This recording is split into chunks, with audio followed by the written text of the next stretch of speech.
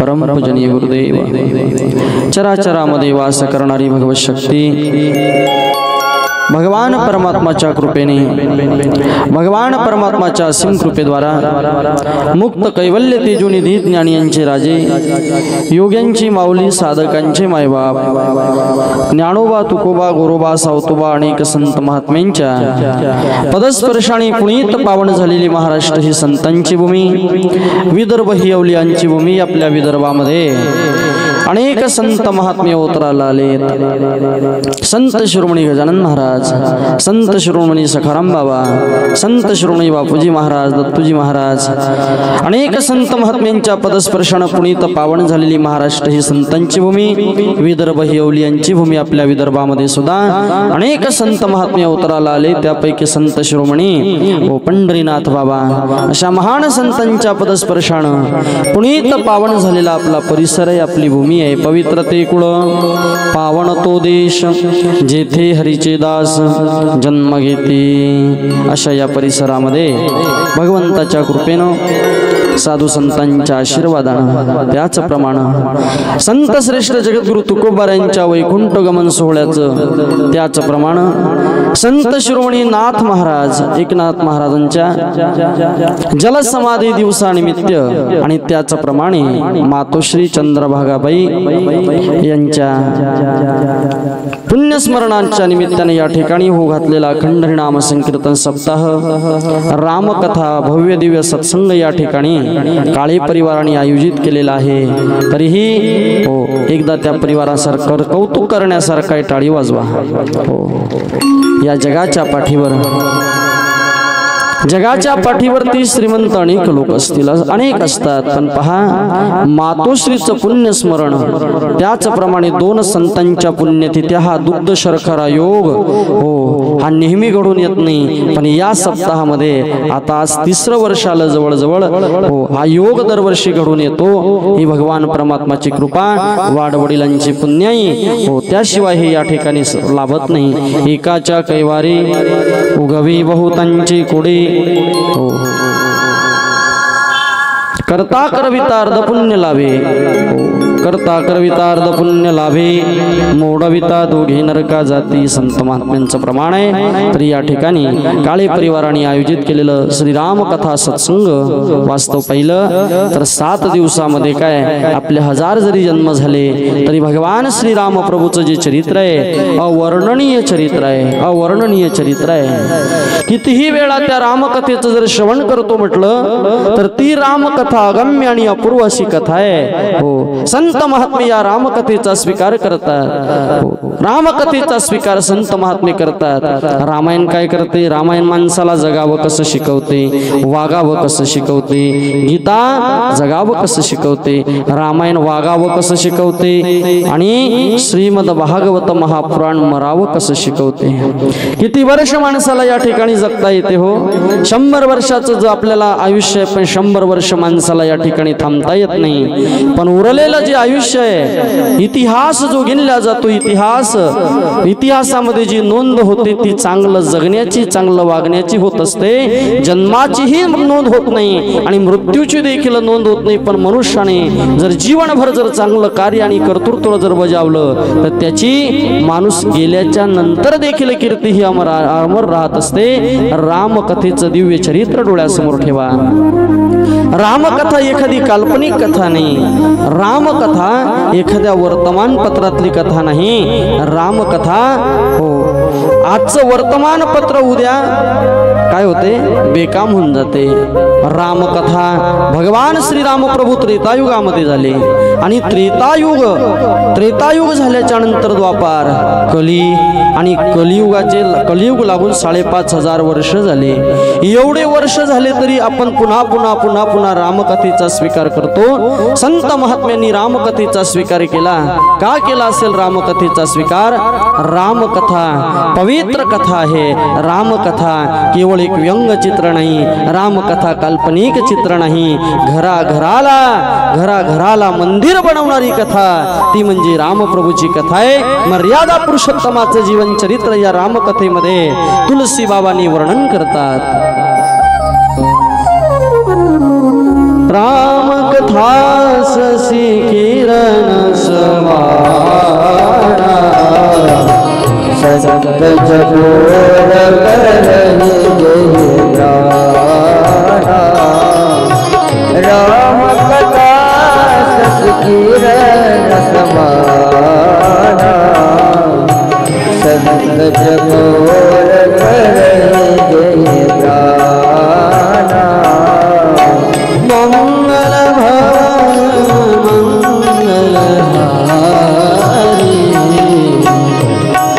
सुदशरथ अजिर बिहारी हो मंगल भवन मंगलहारी जय सुदशरथ अजिर बिहारी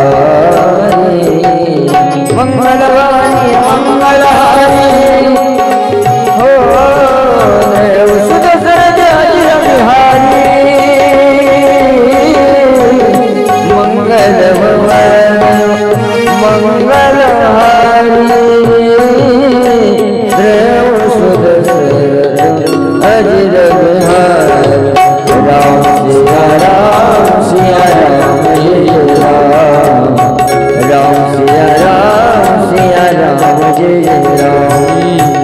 प्रभु रामचंद्र भगवान की जय। संत महात्म्याने या कथेचा स्वीकार केला। रामकथा शशि किरण समाना। रामकथेतलं एक एक वाक्य महत्वाचं आहे, रामकथेतलं एक एक पात्र महत्वाचं आहे। अशी असणारी रामकथा घराघराला मंदिर बनवणारी कथा आहे। अशी पवित्र रामकथा या ठिकाणी आयोजित केलेली आहे। एकाच्या कैवारी उगवी बहुतांच्या कुडे करता करविता अर्धपुण्य लावे। किंवा तुम्ही आम्ही खेडीमेडी गदारोळी आनंदी सर्वांचं या ठिकाणी खरोखर आमच्या मामाश्रींना खूप तोलामोलाचं सहकार्य आहे। परिसरातील सर्व रामभक्तांचं या ठिकाणी मी मनापासून स्वागतही करतो आणि नमन सुद्धा करतो। गोपाल कृष्ण भगवान की जय। कथेला प्रारंभ करण्यापूर्वी आपलं सुद्धा या ठिकाणी फार तोलामोलाचं सहकार्य आहे। त्याचं प्रमाण या कथेला जे संगीताचा साज चढवत आहेत रामकथा तुलसीदास महाराजांनी रामकथा जी आहे ही गीत स्वरूपासारखी करून सोप्या भाषेमध्ये तुमच्या आपल्यापर्यंत पोहोचवली। अशी परमपवित्र असणारी रामकथा तुलसी बाबांनी गीतात्मक रूपामध्ये सुद्धा आपल्यापर्यंत पोहोचवली। दोहे चौपाया या रूपामध्ये आपल्यापर्यंत पोहोचवली आणि सोपं करून दिलेलं आहे। रामायण अनेक प्रकारचे आहेत। वाल्मिकी रामायण आहे, अध्यात्म रामायण आहे, त्याचप्रमाणे तुलसी रामायण आहे, भावार्थ रामायण आहे। आपल्याला भावार्थ रामायणाची आणि तुलसीदासजी बाबांच्या रामायणाची या ठिकाणी सांगड लावायची आहे। गोपाल कृष्ण भगवान की जय। त्याचप्रमाणे या कथेला जे आपला संगीत साज चढवत आहे असे असणारे आमचे परममित्र श्री हरिभक्तपरायण गायनाचार्य श्री हरिभक्तपरायण शंकर महाराज उमाळे ते सुद्धा आज या ठिकाणी 7 दिवस आपल्याला या कथेमध्ये या कथेला विविध स्वरूपाचा रंग चढवणार आहे। एकदा श्रोते मंडळी त्यांच्याकरता जोरदार टाळ्या वाजवा। त्याचप्रमाणे तबला वादक श्री हरिभक्तपरायण गणेशजी महाराज भालतिलक होते ते सुद्धा या ठिकाणी या कथेला संगीताचा साज चढवणार आहे। त्यांचं सुद्धा मनोमन स्वागत असावं। त्याचप्रमाणे कीबोर्ड वादक अंकित महाराज देशमुख ते सुद्धा 7 दिवस या कथेला संगीताचा साज चढवणार आहेत। त्यांचं सुद्धा मनापासून स्वागत। त्याचप्रमाणे कीबोर्ड वादक पॅड वादक आपले लखनदादा त्यांचं सुद्धा काळे परिवाराच्या वतीनं त्याचप्रमाणे सर्व रामभक्तांच्या वतीनं सहर्ष स्वागत। आणखी विशेष हा आवाज माझ्यापर्यंत जो तुमच्यापर्यंत पोहोचवत आहे असे असणारे अरुण साऊंड सिस्टीमचे मालक श्री हरुण भाऊ चोपडे त्यांचं सुद्धा हो जाहीर स्वागत। त्याचप्रमाणे या कथेचं लाईव्ह प्रक्षेपण जे इथपर्यंत येऊ शकत नाही बा तिथपर्यंत जो जिथे असेल तिथे ती कथा पाहू शकतो असं लाईव्ह प्रक्षेपण जे करत आहेत आमचे राजा पंढरीचा यूट्यूब चॅनलचे मालक श्री नितीन दादा त्यांचं सुद्धा या ठिकाणी मनापासून काळे परिवाराच्या तर्फे रामभक्तांच्या तर्फे तुमचं स्वागत। गोपाल कृष्ण भगवान रघुपति राघव राजा राम पतित पावन सीताराम। रघुपति राघव राजा राम पतित पावन सीताराम। श्री राम जय राम, श्री राम जय राम, जय राम। श्री राम जय राम, जय राम। श्री राम जय राम, जय राम। रघुपति राघव राजा राम पतित पावन सीताराम। रघुपति राघव राजा राम पतित पावन सीताराम। गोपाल कृष्ण भगवान की जय। अशा या आनंदमय वातावरणामध्ये दोन संतांच्या पुण्यतिथी आईची सुद्धा पुण्यतिथी असा त्रिकाल योग या ठिकाणी घडून आलेला आहे। भगवंताच्या कृपेनं साधू संतांच्या आशीर्वादानं कालच्या दिवशी या ठिकाणी होली महोत्सव खाटूश्याम बाबांचं भजन सोहळा या ठिकाणी खूप मस्त सोहळा रंगला। आरंभ कोणताही करायचा म्हटला की तो नमनाने करावा लागतो किंवा नामाने करावा लागत असतो। पहा कालच्या दिवशी या ठिकाणी नमन झालेलं आहे, नाम झालेलं आहे। नाम विठोबाचे घ्यावे, पुढे पाऊल टाकावे। हो भगवंताच्या नामाने प्रत्येकाची सुरुवात करायची असते। नाम घेता वाट चाली, यज्ञ पाऊला पाऊली कालचा दिवस अति आनंदामध्ये साक्षात भगवान श्रीकृष्ण परमात्माच म्हणायला देखील हरकत नाही। खाटूश्याम बाबाचा भजन सोहळा या ठिकाणी त्या भजन सोहळ्याचा सर्वांनी आनंद घेतला आणि आजच्या दिवसापासून आपल्याला रामकथेचा सुद्धा विशेष आनंद घ्यायचा आहे। एक महत्भाग्य आमचं सुद्धा या ठिकाणी असं म्हणावं लागेल। पहा हनुमंतरायाच्या परम सानिध्यामध्ये आणि प्रत्यक्ष आमच्या माय बापांच्या समोर आम्हाला या ठिकाणी ही कथा करण्याचा लाभ प्राप्त झाला, हे आमचं खरोखर भाग्य आहे। तेही आमच्या आजोबांच्या समोर या ठिकाणी कथा करण्याचं भाग्य आम्हाला प्राप्त झालं, हे खरोखर आम्ही आमचं सुद्धा आमच्या पूर्ण परिवाराचं सुद्धा भाग्य समजतोय। हनुमंतरायाच्या पावन दरबारामध्ये पावन परिसरामध्ये रामकथेचा योग येणं यासाठी सुद्धा महत्भाग्य लागते। रामप्रभू जेव्हा विजयी होऊन अयोध्येला आले त्यावेळेस अनेकांना अनेक वस्तू दिल्या, अनेकांना अनेक वस्तू दिल्या रामप्रभूंनी, मात्र हनुमंतरायाला काहीच दिलं नाही। त्यावेळेस सीतामैया रामप्रभूला म्हणतात, देवा ज्याने तुमचं एवढं मोठं कार्य केलं हो, राम सीता भेटवली, तुमच्या माझ्यावर उपकार केला, एवढंच नाही देवा, अहो तुमच्या भावाला ज्यांनी जिवंत केलं द्रोणागिरी तो आणला, लक्ष्मण वाचविला, ज्याने तुमच्या भावाला जिवंत करण्याकरता द्रोणागिरी पर्वतासारखा पर्वत आणून दिला, किती मोठे उपकार आहे। भरताला तुमचा निरोप पोचवला, किती मोठे उपकार आहेत हो, पण तुम्ही हनुमंताला काहीच दिलं नाही। रामप्रभूला वाईट वाटलं, रामप्रभू उठून उभे राहिले आणि रामप्रभूंनी असे वर हात केले। वर हात कधी करते माणूस, कधी करतो वर हात? एखाद्या सावकाराचं कर्ज अंगावरती असावं आणि ते आपल्याकडून चुकवलं जात नाही। वा शेवटी माणूस म्हणते की भाऊ तुम्हाला वाटेन तसं करा, माय हात वर आहे। तसे हात रामप्रभूंनी वरती केले। कुणाच्या समोर केले? साक्षात एका भक्ताच्या समोर, हनुमंतरायाच्या समोर हात वरती केले आणि हनुमंतरायाला म्हणतात, सीतामाईच्या समोर म्हणतात, काय म्हणतात हनुमंतरायाला? बा हनुमंता तुझे उपकार मज श्रीरामे झाले थोर, न फिटते साचार नाना अवतार घेतलिया। हनुमंता तुझे उपकार माझ्यावर एवढे आहेत रे, अनंत जरी अवतार घेतले ना हनुमंता, तुझे उपकार माझ्याकडून विसरणार नाही, फेडू सुद्धा शकत नाही, परत फेड करू शकत नाही, पण तुझी इच्छा असेल ना तर काही इच्छा असेल ते सांग हनुमंता। हनुमंतरायाने रामप्रभूच्या समोर हात जोडावे आणि रामप्रभूला सांगावं, देवा मागण्याची तर काही इच्छा नाही, पण एक मागतो पण तुमच्याकडे, ज्या ज्या ठिकाणी तुमची कथा असेल, ज्या ज्या ठिकाणी रामकथा सुरू असेल, मला फक्त रामकथा श्रवण करण्याचा आनंद प्राप्त होऊ द्या. वास्तव हनुमंतर आहे, चिरंजीव आहे. 7 लोक चिरंजीव आहे जगाच्या पाठीवर. हो, 7 लोक चिरंजीव आहे. अश्वत्थामा, बलिर्व्यासु, हनुमानश्च विभीषणः, कृपः परशुरामश्च, सप्तैते चिरंजीविनः. हनुमंतर चिरंजीव आहे, या जगाच्या पाठीवर चिरंजीव आहे. हनुमंतर आहे. हनुमंतरांनी रामप्रभूला सांगावं, देवा यत्र यत्र कथा लोके तत्र तत्र प्रतिरसुभः. ज्या ज्या ठिकाणी तुमची कथा होत असेल, मला फक्त एक आसन द्या.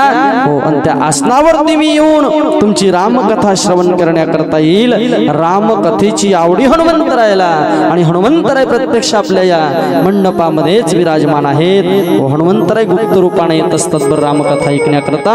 म्हणून रामकथा श्रवण करत असताना मनामध्ये कुठल्याही दुसऱ्या विचाराचं चिंतन करता कामा नये. कारण प्रत्यक्ष हनुमानजी कोणत्या भक्तावरती गुप्त रूपामध्ये कोण्या प्रकारे प्रसन्न होऊन काय देऊन जातील हे सांगता येत नाही. कारण भक्तांचं, सकल भक्तांचं भूषण म्हणजे हनुमंतराय आहेत. सर्व भक्तांचं भूषण हनुमंतर आहे. वैष्णवांमध्ये अग्रगण्य स्थान जर कोणाचं असेल, हनुमंतरायांचं आहे. हो, ऐसा प्रतापी गहन, सकळ भक्तांचे भूषण. सर्वांवरती उपकार हनुमंतरायचे आहेत. ते हनुमंतर आहे. रामकथा ऐकण्याकरता गुप्त रूपानं, सूक्ष्म रूपानं ती कथा ऐकण्याकरता येत असतात. यत्र यत्र कथा लोके तत्र तत्र प्रतिरसुभा. ज्या ज्या ठिकाणी तुमची रामकथा असेल, फक्त ऐकण्याचं सौभाग्य मला द्या. रामप्रभू प्रसन्न झाले. हनुमंतराया, अरे चिरंजीव पदासारखं पद तुला प्राप्त झालं ना, आता मग तुला रामकथेचा आनंदच प्राप्त होईल बाबा. रामकथेचा आनंदच प्राप्त होईल. हो, त्या आनंदामध्ये, रामकथेमध्ये हनुमंतराय प्रत्यक्ष रंगून जात असतात. हो, प्रत्यक्ष हनुमंतरायच्या पावन दरबारामध्ये असलेली श्री रामकथा, रामकथेमध्ये तुलसीदासजी बाबा हो अनेक देवतांना आणि संतांना नमन करतात. श्री वाल्मिक नमस्तुभ्यं महागच्छ शुभप्रदा. उत्तर पूर्वयोर्मध्ये तिष्ठं गृहेष्वमेर्चनं. आणखी नमन करतात. भगवान शिवशंकराला सुद्धा नमन केलं, गौरी मातेला सुद्धा नमन केलेलं आहे. गौरीपते नमस्तुभ्यं मिहागच्छ महेश्वर. पूर्व दक्षिणयोर्मध्ये तिष्ठं पूजागृहाणमे.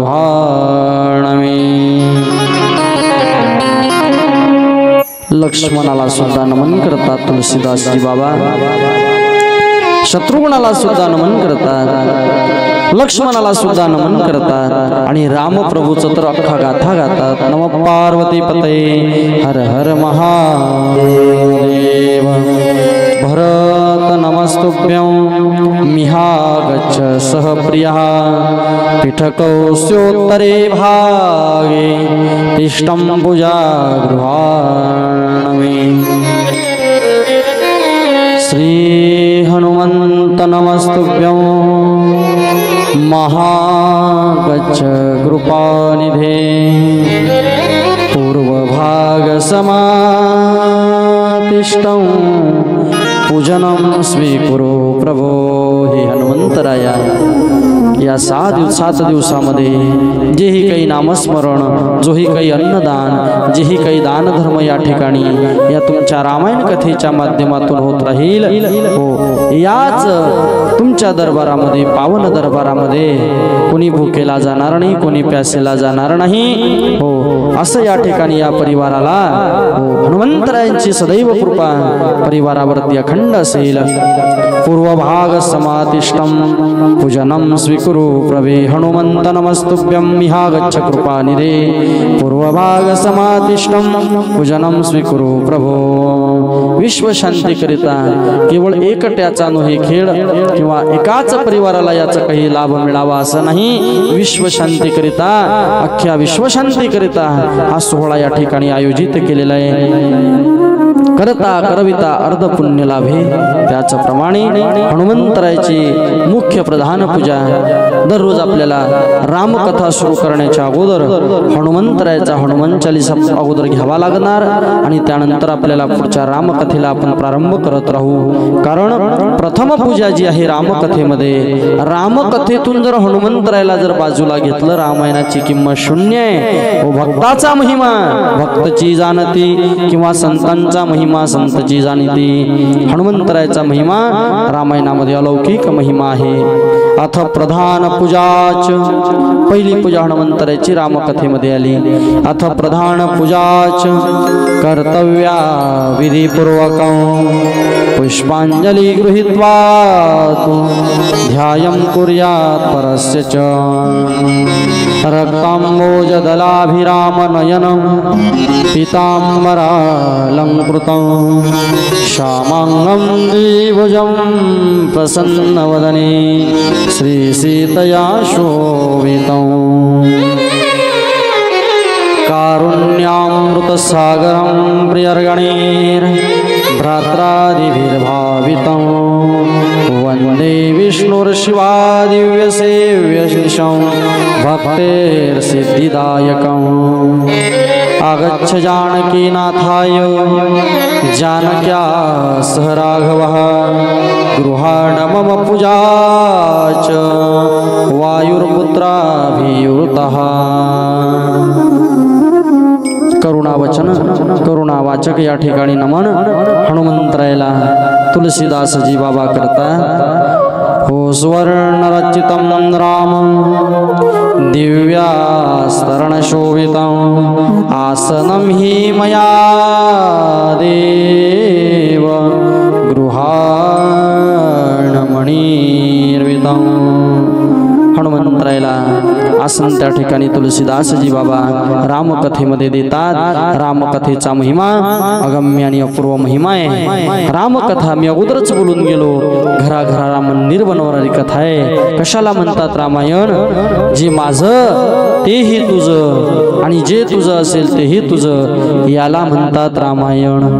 जे माझं तेही माझं आणि जे दुसऱ्याचं आहे तेही माझं, याला म्हणतात महाभारत। आणि जगाच्या पाठीवर रामायणाची फार कमतरता भासत आहे।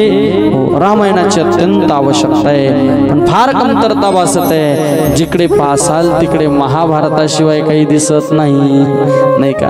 त्यासाठी रामायणाची अत्यंत गरज आहे। काय आहे रामायणामध्ये? रामायण असा ग्रंथ आहे, रामायण म्हणजे आरसा आहे आणि आरसा कधी खोटं बोलत नाही। बोलते का आरसा? गरीबाच्या घरचा आरसा गरीब असेल, कदाचित तो एखाद्या कुळाला असेल किंवा एखाद्या झोपडीला असेल, एखादं कोरच असेल, फुटलेला असेल, तुटलेला असेल, पण रामायण कधी खोटं बोलत नाही। आरसा कधी खोटा बोलत नाही। आरसा माणसाला जसा आहे तसाच दाखवतो। रामायणामध्ये तुलसीदासजी बाबांनी आरशाचं नाव बऱ्याच वेळा घेतलं, त्याला दर्पण म्हणतात।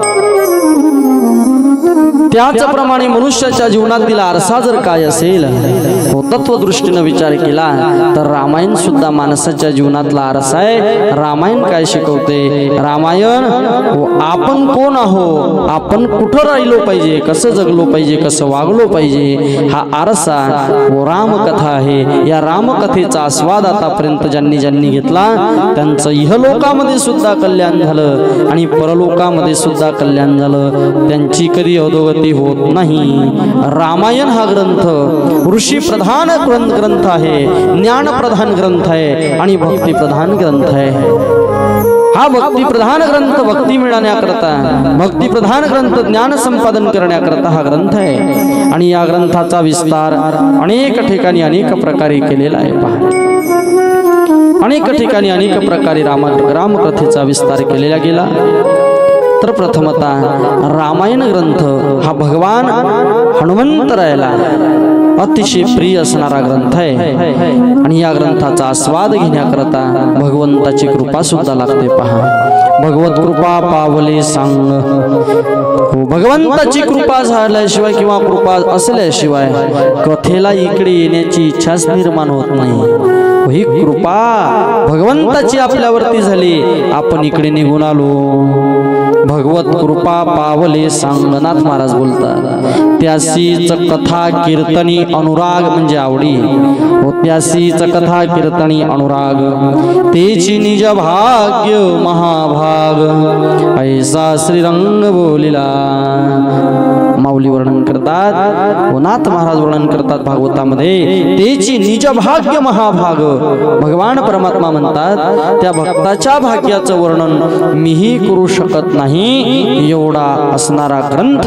हो, असे असणारे ग्रंथ शिवशास्त्र हे श्रवण करण्याकरता जे लोक येतात आवडीने भावाने प्रेमाने ही कथा श्रवण करतात. भगवान म्हणतात त्या भक्ताच्या भाग्याचं वर्णन मीही करू शकत नाही. जै संतमुखीची कथा त्या आदरे ऐके श्रोता त्याचे निज भाग्य तत्वता. मीन सर्वथा वर्णवे. भगवान म्हणतात जै संत मुखीची कथा अत्यादरे ऐके श्रोता त्याचे निज भाग्य तत्वता. माझेनी सर्वथा न वर्णवे. अशा भक्ताच्या भाग्याचं वर्णन भगवान म्हणतात मी करू शकत नाही. हो, असा असणारे रामकथा ही भाग्याने या ठिकाणी प्राप्त होत असते. रामकथा आपल्याला प्राप्त झाली. खरोखर ही संतांची सुद्धा कृपा आहे आणि संतांची सुद्धा कृपा तर आहेत, पण हा सत्संग प्राप्त होण्याकरता भगवंताची सुद्धा कृपा लागते. विनु सत्संग विलेपन होय राम कृपा विनु सुलभन सोय. विनु सत्संग विलेपन सोय राम कृपा विनु सुलभन सोय. मंगल भवानी मंगलहारी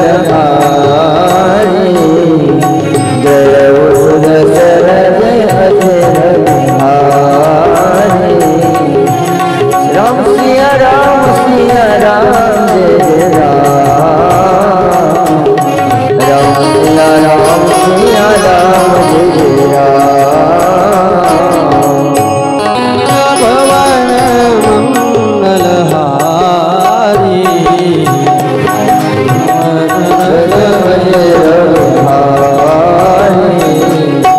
श्री राम जय जय राम.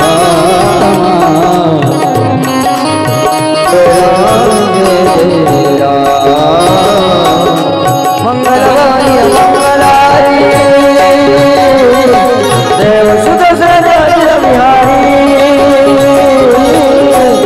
मंगल मंगलहारी देव सुदर्शन जय बिहारी.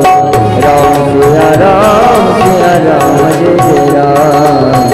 राम सिया राम जय जय राम.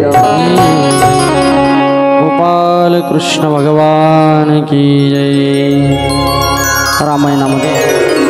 रामायणामध्ये हो वर्णन करतात तुलसीदासजी बाबा. विनु सतसंग विवेक न होई राम कृपा विनु सुलभन सोई. विनु सत्संग विवेक न होई. सत्संगाशिवाय मनुष्याला ज्ञान प्राप्त होत नाही आणि भगवंताच्या कृपेशिवाय तो सत्संग प्राप्त होत नाही. विनु सत्संग विवेक न होई राम कृपा विनु सुलभन सोई. काय आहे रामायणामध्ये? जीवाच्या आपल्या देहाच्या 3 अवस्था आहेत. बाल अवस्था आहे, तारुण्यावस्था आहे आणि वृद्धावस्था आहे. या 3ही अवस्थातून आपल्याला जावं लागतं. रामायणामध्ये 7 खंडांचा विचार तुलसीदासजी बाबांनी केलेला आहे. पहा 7 खंड आहे रामायणामध्ये. प्रथम खंड जे सांगितलं जाते त्याला बालखंड म्हणतात. दुसरं खंड जे सांगितलं जाते त्याला अरण्यखंड म्हणतात. अयोध्याकांड म्हणतात. तिसरं कांड जे आहे त्याला अरण्यकांड म्हणतात. चौथं जे आहे त्याला किष्किंधाकांड म्हणतात. चौथं जे आहे त्याला किष्किंधाकांड म्हणतात. पाचवा आहे सुंदरकांड, सहावा आहे लंकाकांड आणि त्याचप्रमाणे सातवा आहे उत्तरकांड. आपल्याला 3 अवस्थामधून जावं लागते. बालकांड जे आहे, बालपण कसं असावं बालकांडामध्ये, बालपण कसं जावं, बालपण कुठपर्यंत आहे, वयाच्या 12 वर्षापर्यंत बालकांड समजून घेतल्या जाते. पहा, बालपण खेळण्यात निघून जाते. बालपण हे संस्काराने शोभते, तारुण्य हे त्यागानं शोभते आणि म्हातारपण नामाने शोभते. हो, या रामायणामध्ये याचा विस्तार केला गेला. बालकांड म्हणजे बालपण आहे. हो, बालपण हे संस्काराने शोभते, तारुण्य हे त्यागानं शोभते. हो, जे अयोध्याकांड जे अरण्यकांड जे आहे, अरण्यकांड अयोध्याकांड म्हणजे तारुण्यपण आहे. रामप्रभू जेव्हा अयोध्येतून वनवासाला निघतात, जीवनाची परीक्षा फार कठीण असते. बरं, रामप्रभूला सुद्धा माहिती होतं का?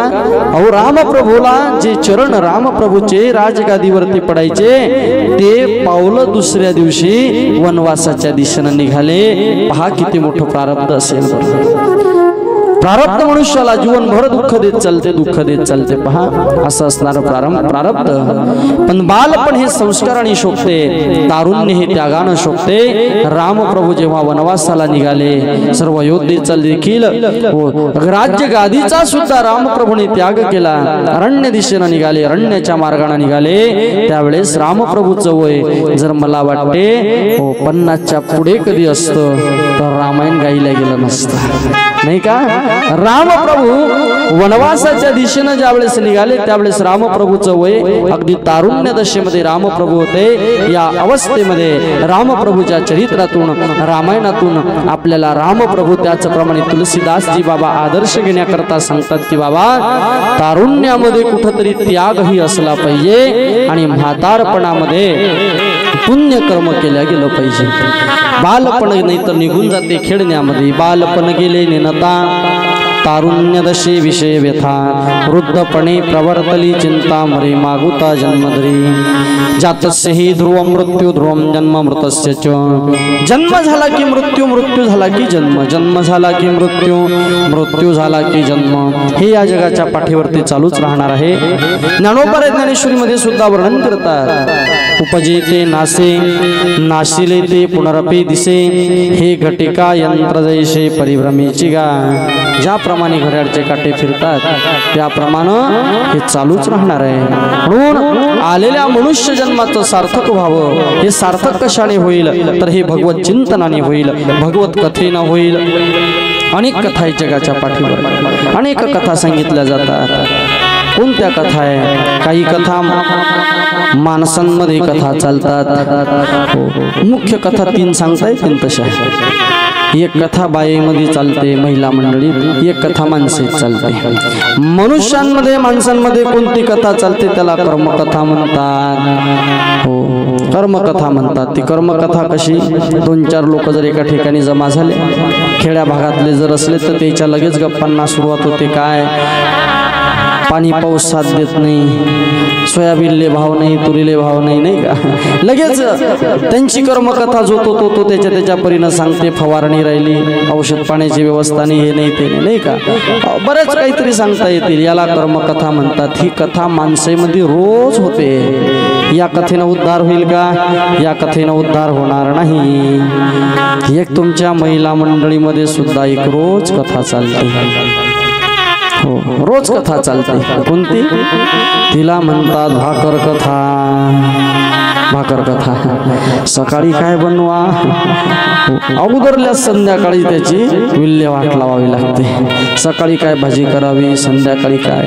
काही काही घरांमध्ये तर 8 दिवसाचा आराखडाच काढून ठेवलेला आहे. सकाळचं काय, संध्याकाळचं काय. याला म्हणतात भाकर कथा. महिला मंडळीमध्ये रोज नित्य ही भाकर कथा चालते. या कथेनं फक्त टाइमपास होईल आणि पोटभरी, नाही का? पण हरिजनांमध्ये, भगवंताच्या भक्तांमध्ये आणि भगवंतामध्ये जी कथा चालते तिला भगवत कथा म्हणतात, तिला हरिकथा म्हणतात। ही हरिकथा, ही रामकथा जीवनाचा उद्धार करणारी आहे आणि जीवनाला योग्य तो मार्ग प्रदान करणारी कथा म्हणजे रामकथा आहे, रामकथा आहे। जय श्री राम कथा, जय श्री राम कथा, जय श्री राम कथा, जय श्री राम कथा, जय श्री राम कथा, जय श्री राम कथा, जय श्री राम कथा। ओ सुनने से मिटती है हो, जिनको सुनने से मिटती है जन्म जन्म की व्यथा। जय श्री राम कथा, जय श्री राम कथा, जय श्री राम कथा, जय श्री राम कथा। श्रवण कर मिट जाती है कथा, श्रवण कर मिट जाती है सर्व की व्यथा। जय श्री राम कथा, जय श्री राम कथा, जय श्री राम कथा। जय हो।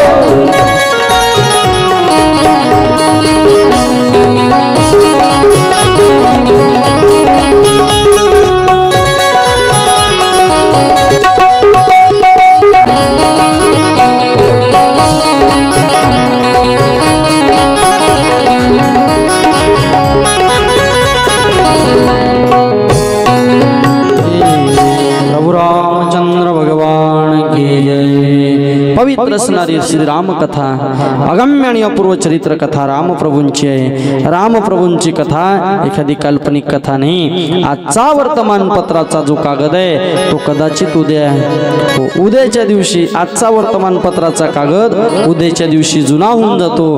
कुठेतरी तो हॉटेलमध्ये दिसेल, कुठेतरी तो बाजारात दिसेल, पण रामकथा कित्येक हजारो वर्ष झाले पण जशीच्या तशीच आहे हो। पण ती सुद्धा रामकथा, त्या कथेतून मनुष्याला नवीन नवीन भाव प्राप्त होतात आणि त्याचं प्रेम, त्याची प्रीती भगवान परमात्म्याच्या चरणी जळते। असा विस्तार विचारपूर्वक रामकथेमध्ये तुलसीदासजी बाबांनी अनेक भगवत भक्तांचं चरित्र या ठिकाणी या कथेमध्ये विशद केलेलं आहे। साक्षात भगवान भोलेनाथ, भगवान परमात्मा, माता पार्वतीला सुद्धा ही कथा फार आवडते। राम पूजी सदाशिव, भजन करी महादेव। भगवान शंभू महादेवाला राम प्रभूची कथा ऐकण्याकरता आवडते। मग हनुमंतराय कोण आहे? हनुमंतराय साक्षात महादेव आहे। अंजनीच्या तपासाठी महारुद्राले पोटी हनुमंतरायला तर आवडतेच, पण त्याचप्रमाणे भगवान शंभू महादेवाला सुद्धा रामप्रभूची ही कथा फार आवडते। म्हणून तुलसीदासजी बाबा भवानी आणि शंकर देवाला सुद्धा या ठिकाणी एका श्लोकात वंदन करतात। बालकांडाच्या प्रथम श्लोकामध्ये काही नमन आलेले आहेत। पहा, आज बालकांडामधील आपल्याला काही नमन आणि त्याचा विस्तार थोडक्यामध्ये पाहायचा आहे। भगवान शिवशंकराला, माता भवानीला सुद्धा या ठिकाणी वंदन करतात। वर्णाणाम अर्थसंगाणाम रसानां छन्दसामपि मंगलानां च कर्तारो वन्दे वाणी विनायको। अक्षर, अर्थ समूह, रस छंद आणि सर्व मंगल करणाऱ्या सरस्वती माता आणि भगवान श्री गणेशाला, जी विद्येची देवता आहे, ज्ञानाची देवता आहे, त्या गणपती बाप्पाला आणि सरस्वती मातेला प्रथम श्लोकामध्ये वंदन करतात। बालकांडाच्या प्रथम श्लोकामध्ये तुम्ही म्हणसाल मग आतापर्यंत काय सांगलं? आतापर्यंत ही प्रस्तावनाच झाली रामकथेचा फक्त महिमा। आता बालकांडामध्ये आपण प्रवेश करू, 2-4 श्लोकांचा भाव पाहू। गोपाल कृष्ण भगवान की जय। भवानी शंकरं वंदे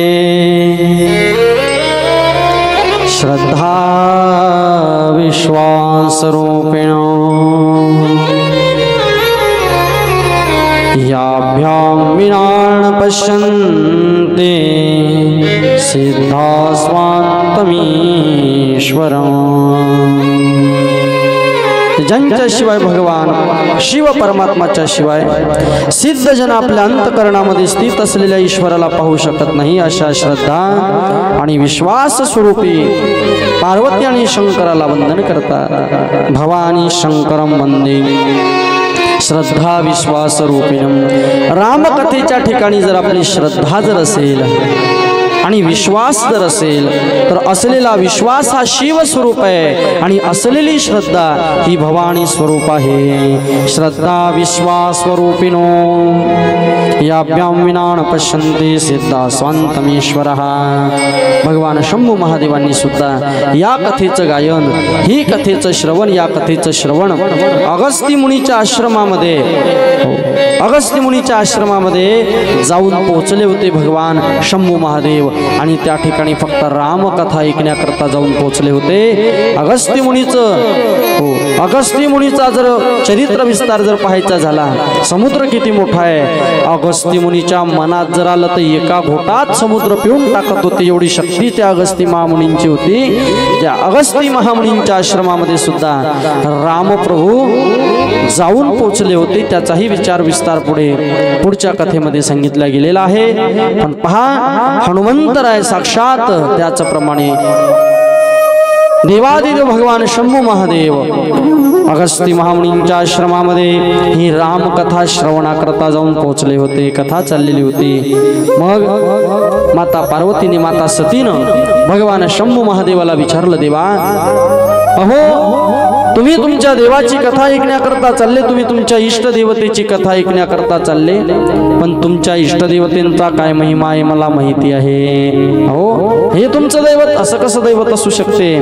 त्या ठिकाणी थट्टा करायला लागल्या. कोण? सती माता. तुम्ही सेवा कोणाची करता, तुम्ही भक्ती कोणाची करता. रामप्रभू साक्षात शंभू महादेवाला विचारू लागली, मालकांना विचारू लागली, तुमचं आराध्य दैवत कोण आहे, तुम्ही कोणाचं ध्यान करता. शंभू महादेवाने सांगितलं, मी जो पूर्ण अवतार आहे श्री रामप्रभूचा, त्या रामप्रभूचं मी चिंतन करतो. रामप्रभू हे माझे वडील आहे आणि रामप्रभूंच्या भार्या ज्या आहे सीतादेवी जानकी माता, ती जानकी माता माझी कोण आहे? आई आहे. आई कोण म्हणतंय? साक्षात महादेवानी सांगावं. शिव महापुराणामध्ये सुद्धा ही कथा येते. एक दिवशीचा प्रसंग आहे. भगवान देवादिदेव महादेव, माता सती माता बसले होते एका ठिकाणी, हिमालयामध्ये बसले, कैलास पर्वतावरती सुद्धा बसले. भगवान शिव परमात्माने हा विस्तार सांगितला, माझं कुलदैवत जे आहे, माझे इष्टदेव जे आहे, माझं इष्टदेव म्हणजे साक्षात श्रीराम प्रभू आहे. पार्वत्या सती माता हसायला लागल्या. काय सांगता देवा, तुम्ही तुमचं इष्टदेव त्या देवाला मानता, तो देवस्थ रडून राहिला. पत्नीच्या अभियोगामध्ये तुमचा देवस्थ भटकून राहिला. काय सांगता तुम्ही?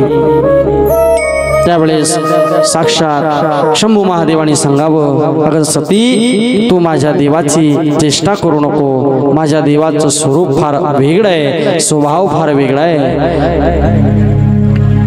सती माता भगवान शंभू महादेवाला म्हणते, देवा पहा, आता मी सीतेचं रूप घेतो, सीतेचं रूप घेतो, तुमच्या देवाची परीक्षा घेण्याकरता जातो म्हणे. तुमच्या देवाची परीक्षा घेण्याकरता जातो असं त्या ठिकाणी त्या मातेनं म्हणावं.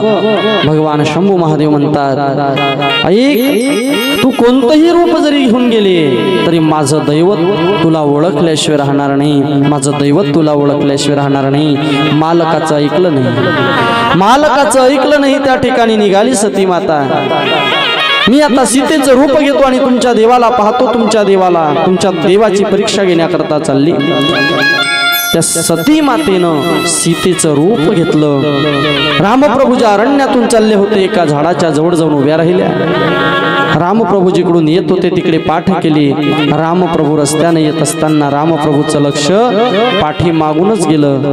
या मातेने, साक्षात सती मातेनं सीतेचं रूप घेतलं. ज्यावेळेस सीतेचं रूप घेतलं त्यावेळेस साक्षात शंभू महादेवाने त्या सतीला सांगितलं, सती ऐक, माझे भगवान तुला ओळखल्याशिवाय राहणार नाही. तू माझं ऐक. सती ऐकायला तयार नाही.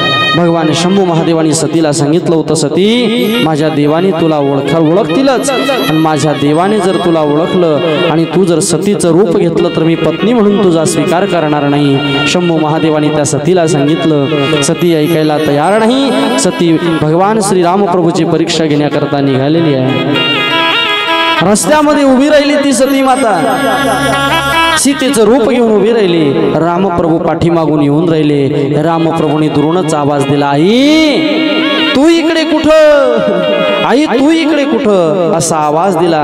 सती मातेनं मागे पाहिलं, सीतेचं रूप घेतलं होतं, पण वाईट वाटलं त्या ठिकाणी सती मातेला की मालकाचं जर ऐकलं असतं तर कदाचित या देवाची परीक्षा घेण्याकरता इथं यायचं काम पडलं नसतं. सती मातेला भगवंतानी सांगितलं होतं, शंभू महादेवानी सांगितलं होतं, ग सती तू जर सीतेचं रूप जर घेतलं तर रामप्रभूला मी माझा बाप मानतो आणि सीता मातेला माझी आई मानतो.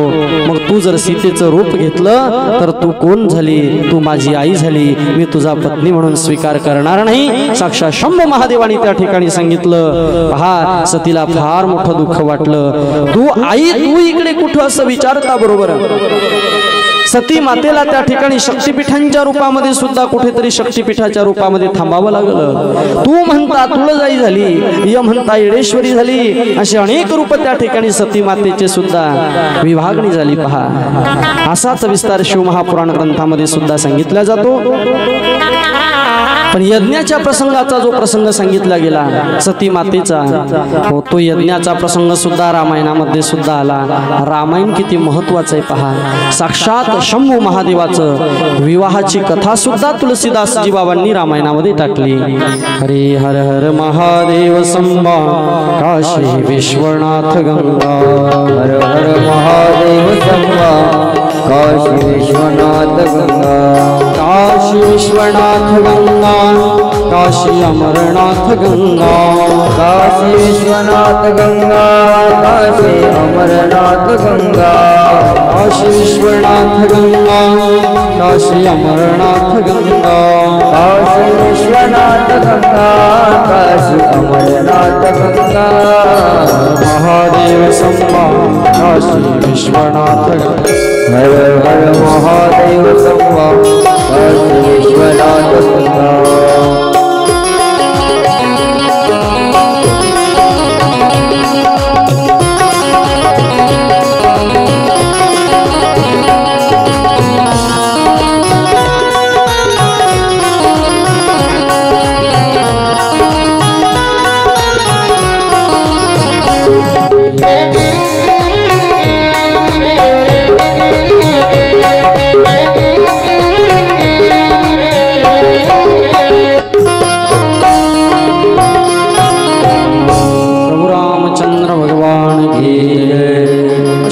पवित्र असणारी रामप्रभूची कथा. रामप्रभूचं महत्व किती आहे, रामप्रभूच्या चरित्र कथेचं महत्व किती आहे. साक्षात शंभू महादेवाने रामप्रभूला वडील मानावं, पिताश्री मानावं आणि सीता मातेला आई मानावं, यापेक्षा आणखी काय व्हावं सांगण्यासारखं राहिलं. रामप्रभूचं अगम्य आणि अपूर्व महिमा आहे, अगम्य आणि अपूर्व चरित्र आहे आणि त्या चरित्राचा विस्तार तुलसीदासजी बाबांनी तुलसीदासजी रामायणामध्ये 7 कांडामध्ये त्याचा विचार केलेला आहे. साक्षात भगवान शंभू महादेवांच्या ज्या पत्नी आहेत ती सती माता, त्या सती मातेला सुद्धा त्या ठिकाणी सीतेचं रूप घेतल्याच्या नंतर दुःख भोगावं लागलं. रामप्रभूंनी 18 वर्षापर्यंत पुन्हा त्या सती मातेचा 18 वर्ष स्वीकार केला नाही. शेवटी रामप्रभूला सुद्धा भगवंताला प्रार्थना करावी लागली, देवा अहो या जननीला सुद्धा दुःख देऊन दूर करू नकास. अगम्य आणि अपूर्व महिमा आहे, अगम्य अपूर्व चरित्र आहे. काय शिकवते रामायण. रामायण शिकवते माणसाला वागावं कसं शिकवते रामायण, जगावं कसं शिकवते रामायण. जीवनाच्या क्षणाक्षणाला पदोपदी एका एका एका एका पावलाला सुद्धा रामायण हे मार्गदर्शक ग्रंथ ठरते की बाबा कोणत्या मार्गाने जावं, कसं करावं.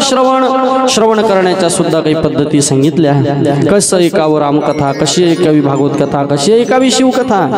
नुसतं ऐकावं लागते म्हणून ऐकण्यात मजा नाही. ऐकावं लागते म्हणून ऐकू नये, टाइमपास म्हणून ऐकू नये, तर ही कथा परमपवित्र कथा आहे. ही कथा सर्वांगाचे कान करून श्रवण करावी लागते, सर्वांगाचे कान करून श्रवण करावी. नळी फुंकली सोनारे, इकडून तिकडे गेले वारे, असं जर ऐकलं तर या कथेची फलप्राप्ती काही होणार नाही. पहा, एका मूर्त्या आणल्या, 3 मूर्त्या आणल्या विकण्याकरता. 3 मूर्त्या आणल्या, राजेसाहेबांच्या समोर ठेवल्या. राजेसाहेबांच्या समोर ठेवून राजाला सांगितलं, राजे या पहिल्या मूर्तीची किंमत आहे म्हणे 1000, दुसऱ्या मूर्तीची किंमत आहे 2000, तिसऱ्या मूर्तीची किंमत आहे 3000. अशा 3 मूर्त्या आणल्या. पहा, राजा विचार करू लागला, 3ही मूर्त्या सारख्या वजनाच्या, सारख्याच मापाच्या, सारख्याच आहेत, पण एवढ्या महागड्या कशा काय आहेत? म्हणून राजापेक्षा प्रधानजी हुशार आहेत. प्रधानजी समोर आले. प्रधानजीने एक तार घेतला. पहा, डाव्या कानामध्ये तार टाकला पहिल्या मूर्तीच्या, तो उजव्या कानातून बाहेर आला. मूर्ती झाली 1000ची. दुसऱ्या मूर्तीच्या उजव्या कानात तार टाकला, तो मुखावाटे बाहेर आला. ही मूर्ती झाली 2000ची. तिसऱ्या मूर्तीच्या कानामध्ये तार टाकला, परिणामी मूर्तीच्या कानातून, नाकातून, तोंडातून तो आलाच नाही. असे कथा कीर्तन ऐकणाऱ्याचे 3 प्रकार पडतात. पहिल्या मूर्तीच्या उजव्या कानात तार टाकला, तो डाव्या कानातून बाहेर आला. काही लोक श्रवण करतात, नळी फुंकली सोनारे, इकडून तिकडे गेले वारे, कहा गए ते तो कहा नहीं, क्या लाया तो कुछ नाही का, असं श्रवण करतात. दुसरा जो वर्ग आहे, दुसरी जी मूर्ती आहे, त्या मूर्तीच्या उजव्या कानात तार टाकला, मुखावाटे बाहेर आला. काही लोक श्रवण करतात आणि श्रवण केल्याच्या नंतर कोणक जर विचारलं, का हो रात्री कोणत्या कथेवरती चिंतन झालं बा, हो रात्री कोणत्या अभंगावरती कीर्तन झालं, एवढं जरी विचारलं तरी त्यातले 2-4 वाक्य सांगण्याचा प्रयत्न करतात. पहिल्या मूर्तीपेक्षा ही मूर्ती बरी आहे, नाही का. हो, तिसऱ्या नंबरची जी मूर्ती आहे, त्या मूर्तीच्या कानात तार टाकला, परिणामी तो बाहेर आलाच नाही.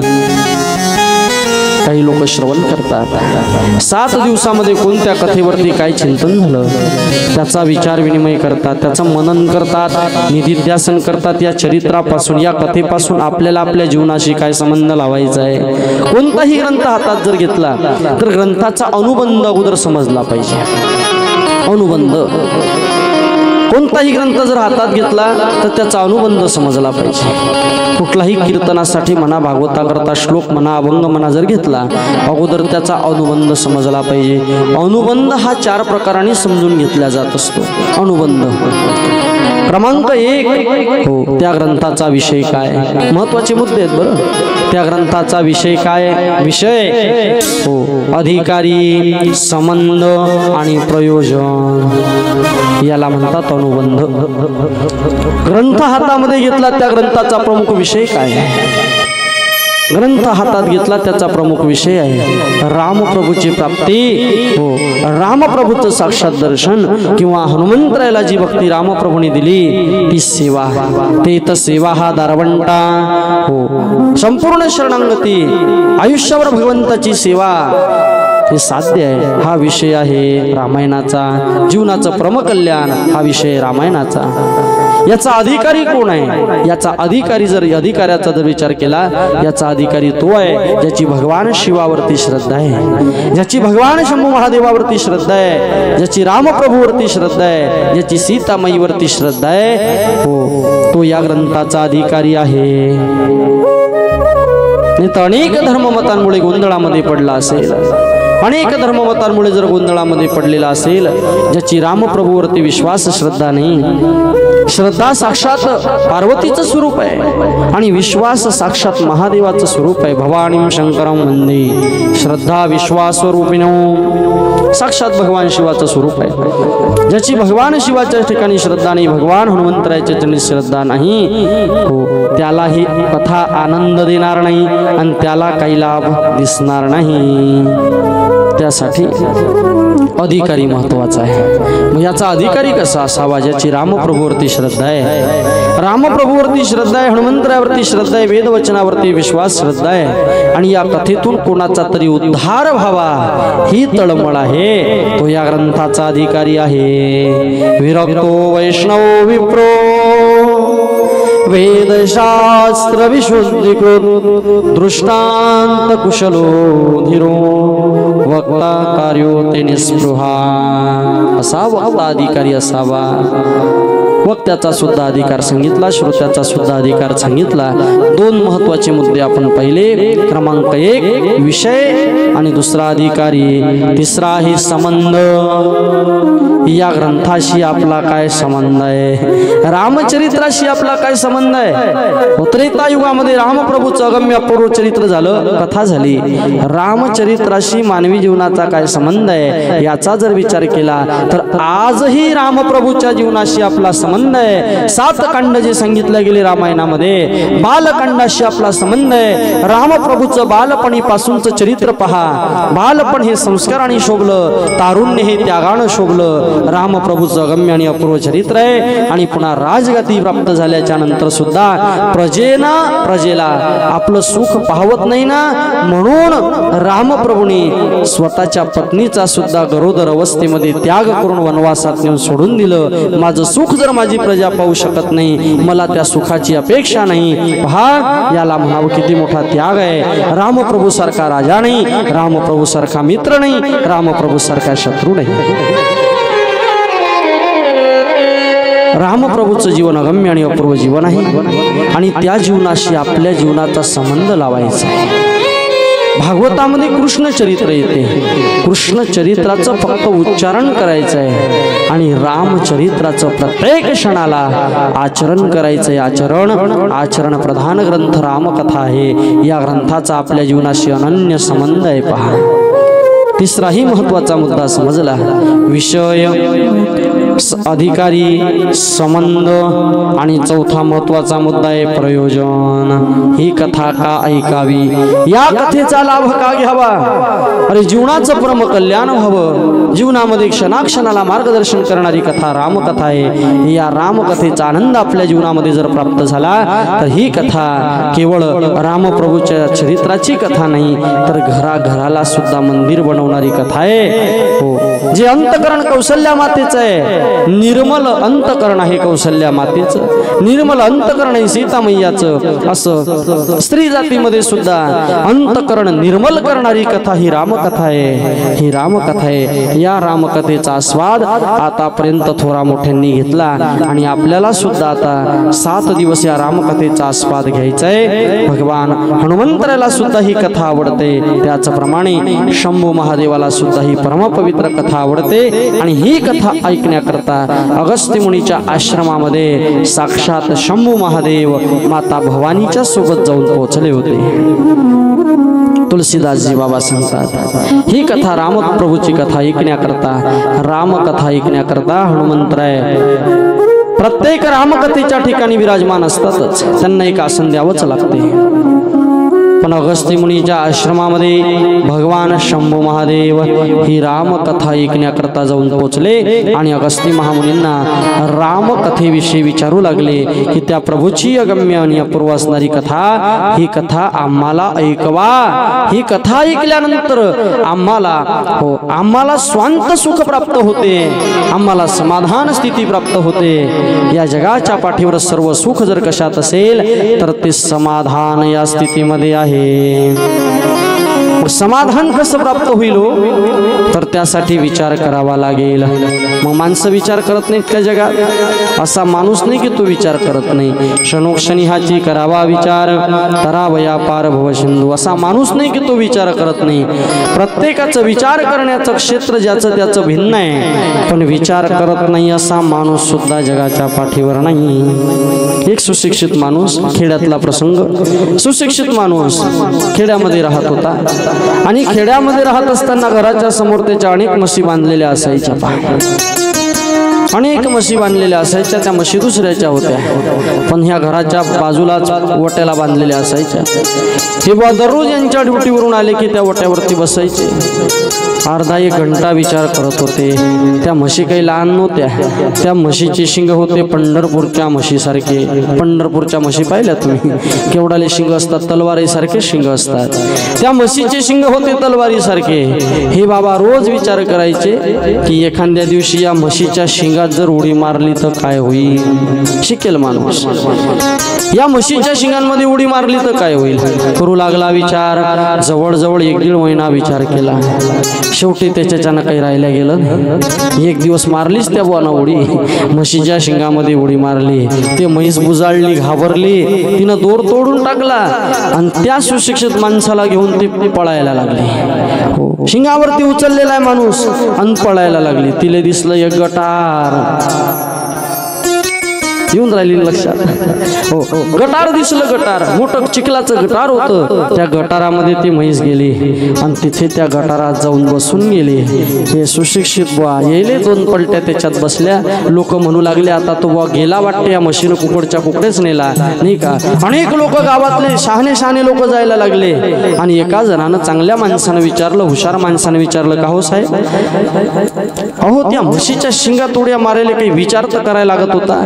त्यानं सांगलं मी विचार केला, 1.5 महिना विचार केला मग उडी मारली. सांगा निरर्थक विचार झाला का नाही? काही कामाचा विचार झाला नाही. क्षणोक्षणी हाची करावा विचार, करावया पार भव सिंधू. क्षणाक्षणाला विचार करा. आपल्याला हा भवसागर तरायचा आहे. हा भक्ती ज्ञान वैराग्याच्या आधारानं तरता येतो, नाहीतर फार कठीण आहे. हा भवसागर फार कठीण आहे. करिता विचार तो हा दृढ संसार, ब्रह्मादिका पार अनुलंघवे सामर्थ्ये. तर रामप्रभूची कथा एक नौका आहे. नौका नाव आहे नाव, आणि त्या नौकेचे नावेचे नावाडी आहे संत. हो, नौकेमध्ये आपण बसलो ना, राम नाम राम कथा रूपी नौकेमध्ये आपण बसलो, 100% आपण पहिलं तीरावरती आपल्याला हो ही रामकथा उतरून देईल. कारण रामकथेचे नावाडी आहे हनुमंतराय. हनुमंतराय आहे काय भक्तीच्या त्या वाटा, भक्तीच्या त्या वाटा, भक्तीच्या त्या वाटा वाटा.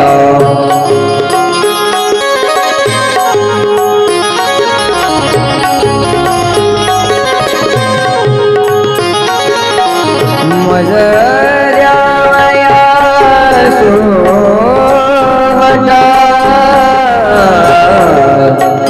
मजऱ्यावर सुवटा, मजऱ्या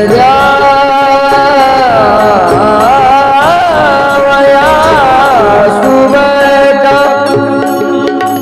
मजऱ्या सुवटा. काय भक्तीच्या वाटा वाटा, काय भक्तीच्या वाटा वाटा, काय भक्तीच्या वाटा.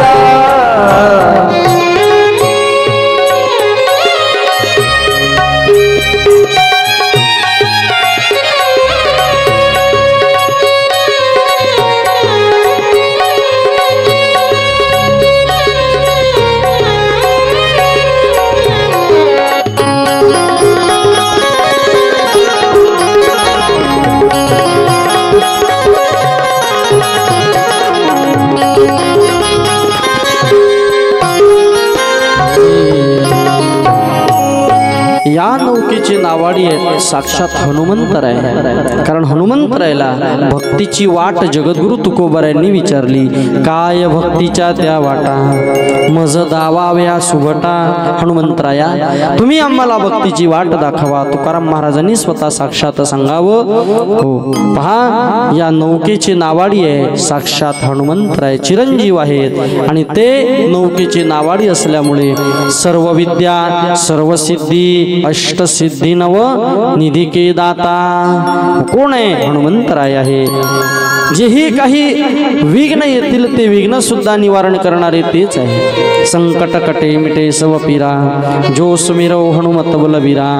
हो नासे रोग हरे सब पीरा, जपत निरंतर हनुमत बीरा. संकट ते हनुमान छुडावे, मनक्रम वचन ध्यान जो लावे.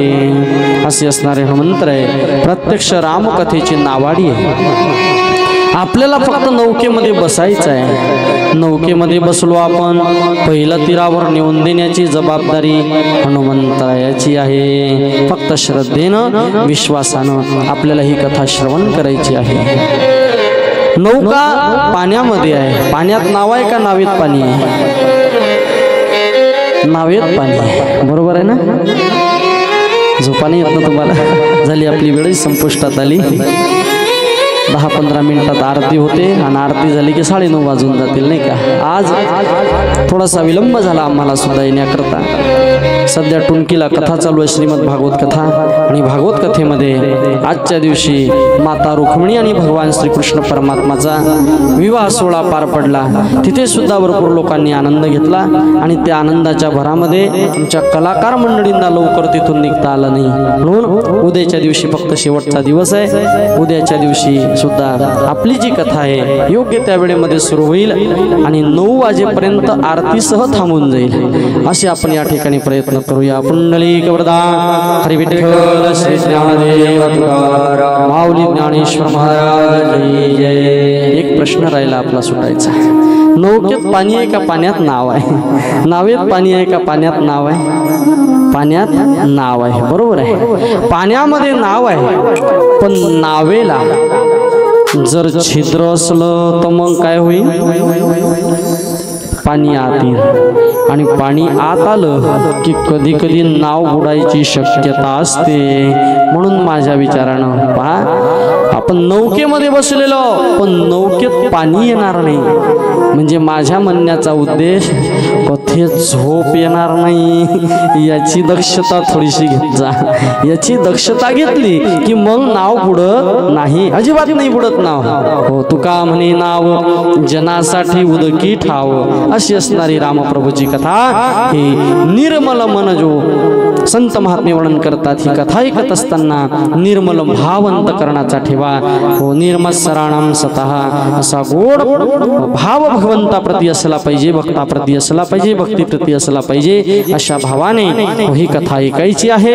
ही कथा आपल्याला पाहायची आहे, ऐकायची आहे, आचरणामध्ये सुद्धा आणायची आहे. पण कथा ऐकत असताना हो फक्त नौकेत पाणी म्हणजे झोप येणार नाही याची दक्षता घ्यावी. पुंडलिक वरदान विठ्ठल ज्ञानदेव तुकाराम. आताची कथा याच ठिकाणी विराम घेऊ, कारण पुढेही बहुतेक करणे आहे. या ठिकाणी श्रोतृ वर्गा करता ऐक कथा श्रवणा करता आलेल्या सर्व रामभक्तांकरिता आमचे मामा श्री रघुनाथजी काळे त्याचप्रमाणे काळे परिवार यांच्या वतीनं या ठिकाणी दररोज नित्य अन्नदानाचा सुद्धा एक मातोश्रीच्या पुण्यस्मरणाच्या निमित्तानं, 2 संतांच्या पुण्यतिथीच्या निमित्तानं या ठिकाणी हा सोहळा आयोजित केलेला आहे. तरी सर्वांनी या सोहळ्याचा लाभ घ्या, जास्तीत जास्त संख्येने उपस्थित व्हा आणि या कथेचा लाभ घ्या. आताच्या सत्राला आपण याच ठिकाणी विराम देऊ. उर्वरित कथा भाग उद्याच्या सत्रामध्ये पाहू. जास्तीत जास्त संख्येने उपस्थित राहा.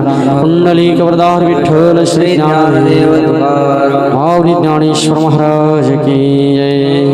श्री राम जानकी बैठे हैं मेरे सीने में. श्री राम जानकी बैठे हैं मेरे सीने में.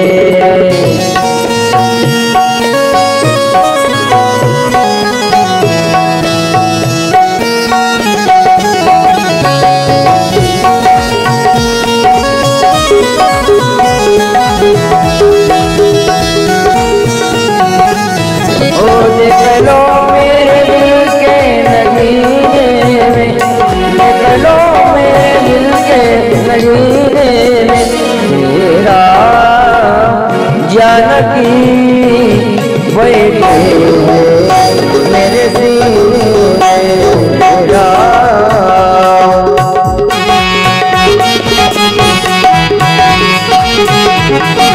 गाड़ी गाड़ी भजन करा सर्वांनी.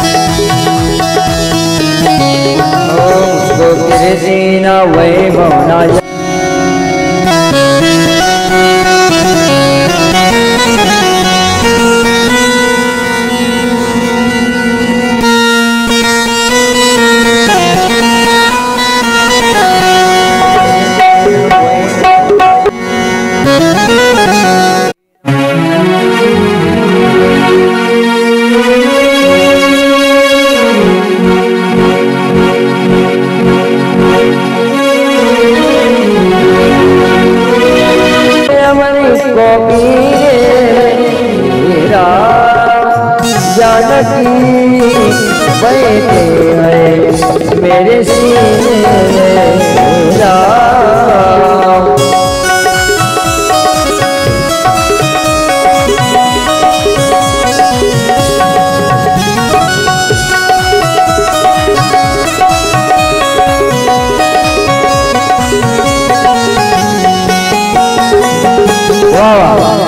जय श्री राम।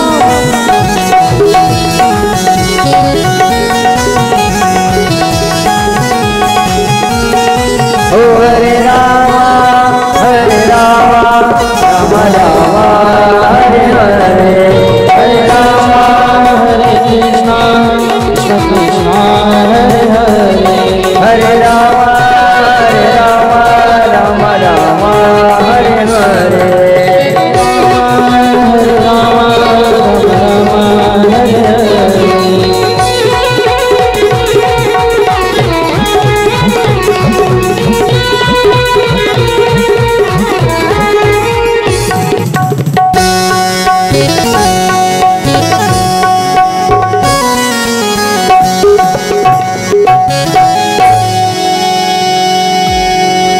चालू कर रे माईक. आरती लावा. थांबा.